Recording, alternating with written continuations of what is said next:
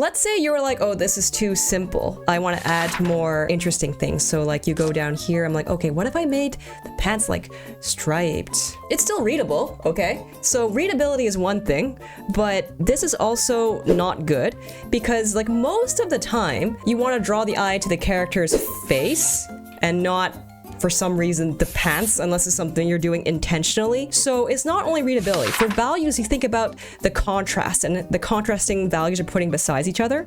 These two colors are like super contrasty, so naturally your eye wants to look here. But you don't want that because why would you want to look at the character's pants? So if you want to add more detail, add more contrast, it's better to add it somewhere closer to the face. Like, okay, how about we do it for the fur? This is fine, but if you want to add stripes here, it's fine. Add your stripes, but just don't make them so overwhelming, and that's how you make value choices. This is only one aspect.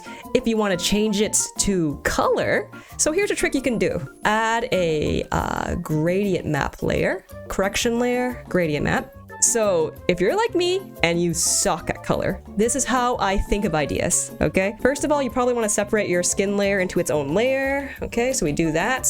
Let's make him a kind of generic, this color, okay?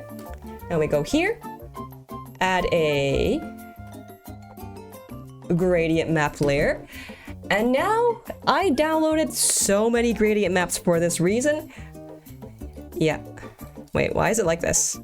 I need to clip it to the character, so let me just do that first. There. So now we have a gradient map correction layer, and we can just kind of click on it and randomly try stuff and until we find something you like.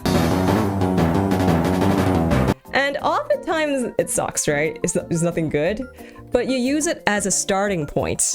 Okay, let's try to do one, okay? Let's see, what do I like here? Oh, that's no good. Oh, this is kind of cool, actually.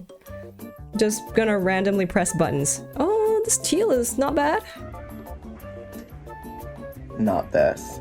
And then, I also often use this hue, saturation, luminosity slider. Use these sliders to adjust things to what I want. Like, oh, I can change it to more of a greeny color. Lower the saturation, maybe lower the luminosity a touch, whatever you want.